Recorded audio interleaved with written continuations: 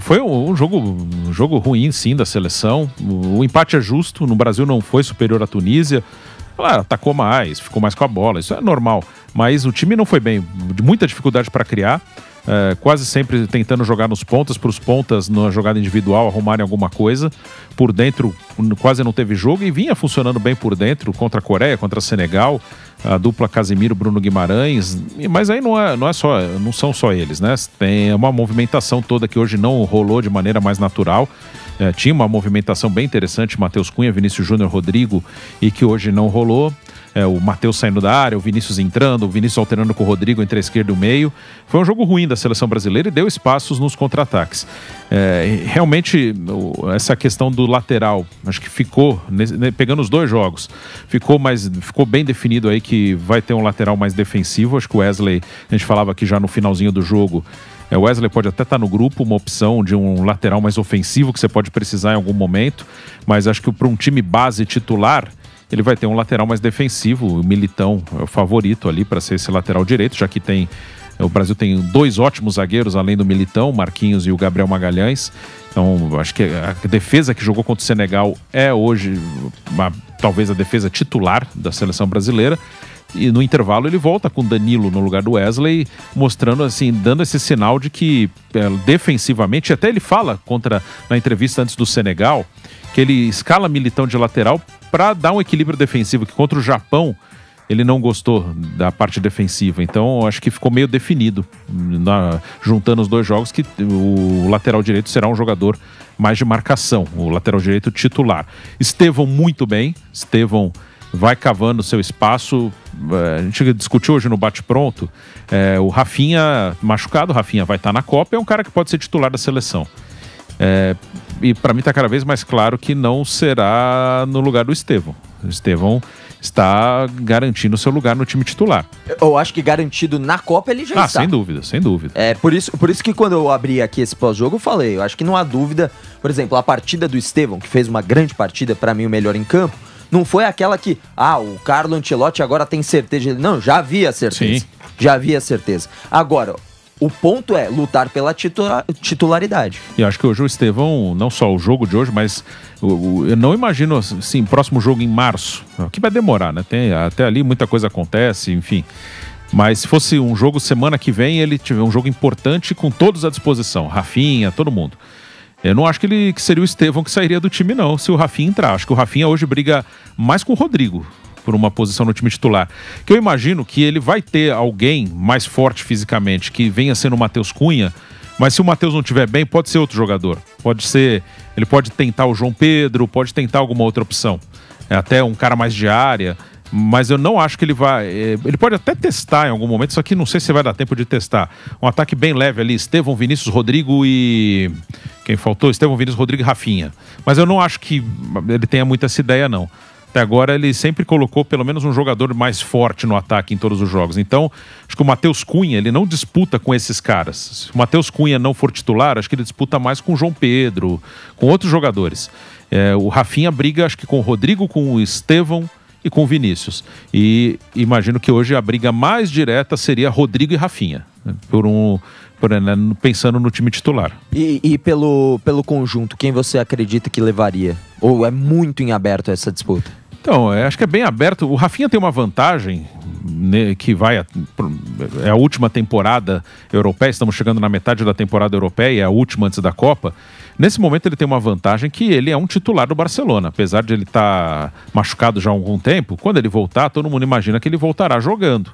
Ele é um dos principais jogadores do Barcelona. O Rodrigo, nesta temporada, ele é reserva do Vinícius Júnior no Real Madrid. Quase sempre que o Rodrigo entra, ele entra no lugar do Vinícius. E é interessante como na seleção eles jogam juntos. Jogam juntos. Que o Xabi Alonso parece que meio que definiu que eles disputam a posição do lado esquerdo do ataque do Real Madrid. Então o Rodrigo nessa temporada ele é muito mais reserva do que titular. E nas poucas partidas que ele iniciou na vaga do Vinícius. O Vinícius teve um descanso, ficou no banco e jogou o Rodrigo. E quase sempre quando ele entra, acho que o único jogo que ele entrou durante a partida que ele não entrou no lugar do Vinícius foi o jogo com o Atlético de Madrid, que o Real Madrid perdeu. Aí estava perdendo o jogo, ele botou mais gente no ataque. Fora isso, jogos normais, que o Real Madrid está vencendo, o Rodrigo entra no lugar do Vinícius. Então, no contexto natural, né? Então o Rafinha tem essa vantagem. O Rafinha, até onde se imagina, mesmo com a lesão, ele é titular do time dele. O Rodrigo, nesta temporada, não é. E essa é a última temporada antes da Copa. Zé, o Brasil ele precisa definir aí seus jogadores para a Copa do Mundo, e o Carlo Ancelotti vai usar, claro, esse período para testes, né? Por exemplo, em março, claro que tem muita água para rolar, há uma carência no posicionamento, mas o Wesley hoje, se ele precisava mostrar alguma coisa, e ele mostrou tudo que ele não podia mostrar, foi muito mal. O Wesley foi muito mal e aí é um problema. Talvez não seja tão problema pela carência de peças na posição, mas pelo jogo de hoje foi mal. Então, o jogo de hoje, eu acho que o primeiro ponto e o mais importante, eu acho que é que consolidou o Estevão como titular absoluto da seleção brasileira e como jogador importantíssimo no conjunto da seleção brasileira para a próxima Copa do Mundo.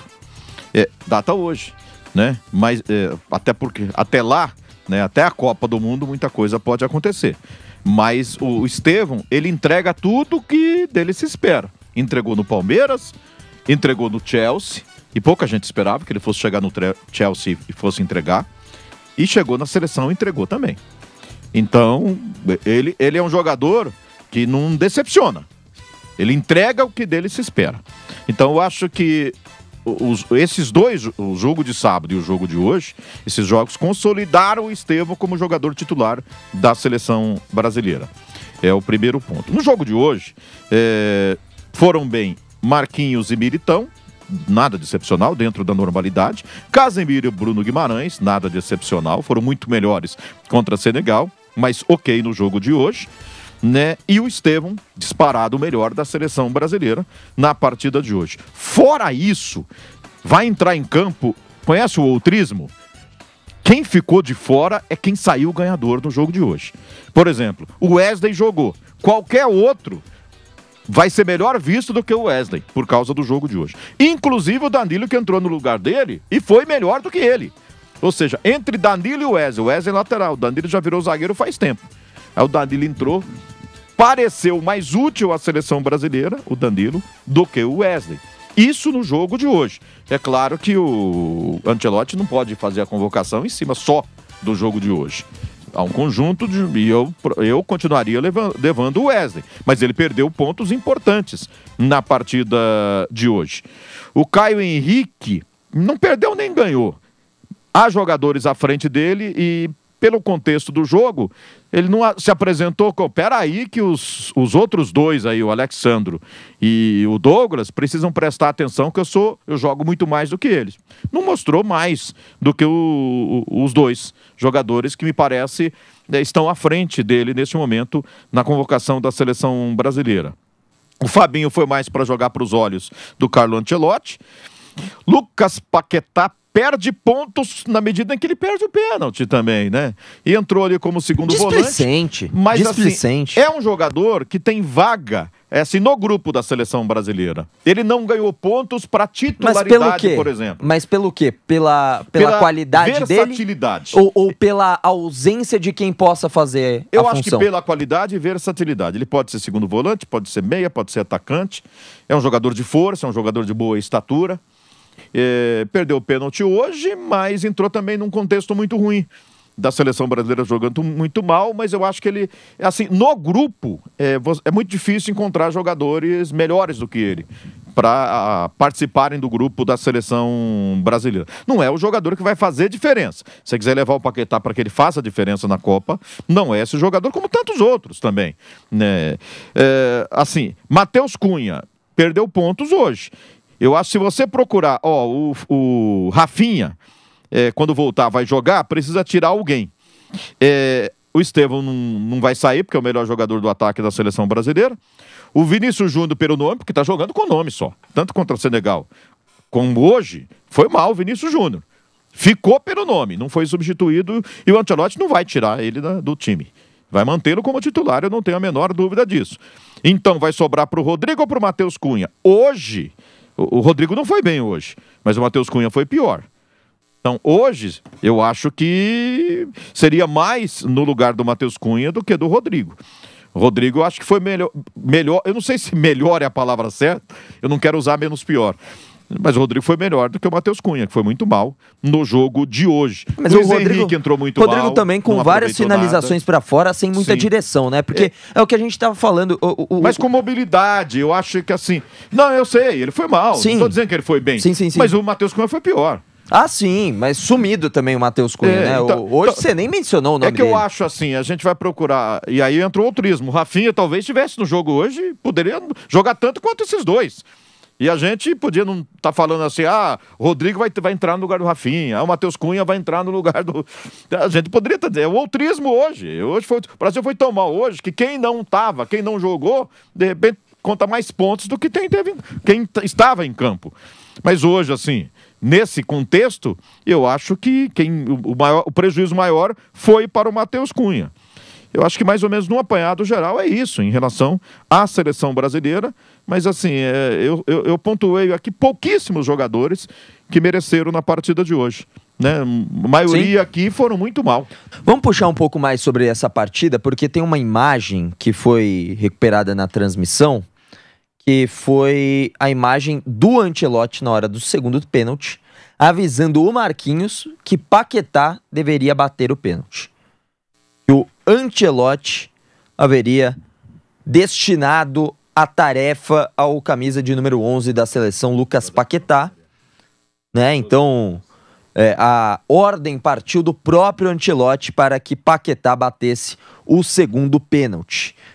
Primeiro, o primeiro pênalti, o Estevão bate, e assim, já achei um pouco estranho, a gente não viu também imagens que teria sido uma ordem para que o Estevão batesse, mas primeiro a omissão de Rodrigo e Vinícius Júnior, que são jogadores mais velhos, né, na seleção, a omissão dos dois. Isso daí eu acho que é um ponto de crítica a ser feito, tá? Mas o Estevão com muita personalidade bateu, um baita de um jogador, isso é indiscutível. E na segunda, a mudança com uma ordem que teria vindo de Carlo Ancelotti. Isso tem gerado críticas nas redes sociais, Bruno Prado, quanto a essa mudança, colocar o Paquetá, porque tem aquele negócio de, vamos dar uma moral aí pro cara, o cara tá precisando aí de um empurrão. E aí, Bruno, a ordem para Paquetá bater o pênalti, Bruno Prado? Eu não sei se já estava combinado, mas o Estevão bateu o primeiro pênalti muito bem e estava jogando muito bem, né? Então acho que o normal era bater o Estevão. Paquetá, ele cobrou pênaltis na seleção, eu estava até vendo aqui, ele bateu 4 pênaltis, errou 2 e acertou 2. Ele errou um jogo contra o Paraguai na Copa América, no mesmo jogo teve outro pênalti, ele bateu, fez o gol, e ele fez um gol de pênalti no amistoso contra a Espanha em Madrid, no 3-3, no segundo jogo do Dorival Júnior. Então ele não é assim um cobrador tão eficaz. 4 pênaltis, ele tem 50% de aproveitamento, que é baixo para pênalti, né? Que é uma coisa muito mais favorável ao meia. O Vinícius, depois que ele errou um pênalti contra a Venezuela, ele não quis bater mais. O Vinícius, ele não bateu mais. E quem vinha cobrando pênalti era o Rafinha nos últimos jogos. O Rafinha fez gol de pênalti contra a Colômbia esse ano, ele fez 2 de pênalti contra o Peru ano passado. Então acho que o Estevão é o cara que deveria ter cobrado sim, né? O Paquetá não tem um grande aproveitamento para justificar a cobrança. Acho que o normal era o Estevão cobrar ali. Mas é interessante essa determinação, porque o Vinícius Júnior estava em campo, né? O Estevão estava em campo e bateu o primeiro pênalti de uma forma espetacular, bateu muito bem. O Vinícius Júnior, né, que inclusive cobra pênaltis também no Real Madrid, e ele indica o Paquetá, e o Paquetá perde. Acho que é melhor o Ancelotti deixar o Estevão. Quem sabe, é que o Vini Júnior também, de vez em quando, ele perde uns pênaltis, né? Eu acho que é melhor efetivar o Estevão, deixar o Estevão. Jogando melhor, né? Eu perguntei, na transmissão, né? Falei, não sei por que o Estevão não bateu de novo, né? Sim. Que bateu tão bem o primeiro pênalti, mas aí tá respondido, né? O professor mandou. Mas é o que eu falei também, Zé, eu não sei por que deixaram... Não é uma crítica ao Estevão bater em si, a figura do Estevão bater o pênalti, mas sim o porquê a omissão do Rodrigo e do Vinícius Júnior. Entendeu, Zé? Porque quando tem o pênalti, por que a omissão dos dois de não irem bater? De não chamar a responsabilidade? Mas se a determinação foi anterior, né? Não, tranquilo, mas... O primeiro, o Estevão já chegou e já pegou a bola. Então, tudo certo, pênalti. Mas a não ser que... Provavelmente havia já aí uma determinação, né? Mas assim, sem saber dessa possível determinação do Estevão bater o pênalti, se isso não aconteceu, se for uma coisa de decisão ali, me surpreende muito essa omissão. O repertório da seleção brasileira dentro de campo. Hoje abaixo, né, Bruno? Hoje não consegui, a gente falando aqui, não conseguia gerar jogadas sem ser pelo lado, sem ser na individualidade. O que não é ruim, mas isso tem que ser um dos recursos de um time, a individualidade, o mano a mano. Mas parece que apostou-se no completo mano a mano, completamente na jogada individual pelas laterais, que são jogadores habilidosos e tudo mais, mas não conseguia fazer infiltração num sistema com 3 zagueiros ali, bem postado, uma defesa muito sólida. E aí o ponto é, aí a pergunta, você não consegue fazer isso contra a Tunísia num amistoso, e quando você encontrar na Copa do Mundo uma seleção mais forte e que tenha esse tipo de jogo, esse tipo de sistema, vai penar e eventualmente pode ser eliminada numa Copa do Mundo. Então é para se pensar também o recurso que a seleção pode ter no tipo diferente de jogada, Bruno. Sim, hoje o time não conseguiu entrar por dentro, não conseguiu ter a aproximação entre os jogadores, que acho que o grande destaque nos 2 jogos com essa base aí, contra a Coreia e contra o Senegal, foi a aproximação entre os jogadores de frente, eles se aproximando, e o Bruno Guimarães também chegando muito à frente. Então tinha uma movimentação, o Bruno Guimarães infiltra, Matheus Cunha sai da área, Vinícius Júnior entra, às vezes Vinícius cai para a esquerda, Rodrigo vem para dentro, às vezes é o contrário, e o Estevão um pouco mais fixo na direita para buscar essa jogada de mano a mano, jogada individual. Hoje não teve, assim, os jogadores ficaram distantes, não teve essa aproximação, a interação entre eles, então ficou tudo, abre ali no ponta e o ponta tenta a jogada individual. O Estevão levou vantagem várias vezes, do outro lado já nem tanto, seja Vinícius, seja Rodrigo, e foi muito pouco mesmo. O repertório ofensivo do Brasil hoje foi muito ruim. É uma coisa que tem uma oscilação de um trabalho que está no seu 8º jogo. Também existem oscilações entre outras seleções, que isso é um ponto que hoje eu até falei no bate-pronto. Acho que o Brasil vai chegar na Copa brigando no mesmo nível que umas 8 seleções ali, principalmente pelo formato da competição, que é o mata-mata, que é bem tem muito do aleatório, e também porque eu acho que a Espanha tem uma coisa mais consistente. As outras têm os seus altos e baixos igual o Brasil.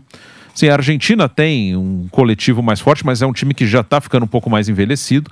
A Argentina, ela pode ter um risco que algumas seleções campeãs tiveram de manter praticamente todo mundo e 4 anos depois já não estão do mesmo jeito. A Argentina tem esse risco e a Inglaterra oscila, Portugal oscila, a França oscila, a França tem muito talento individual.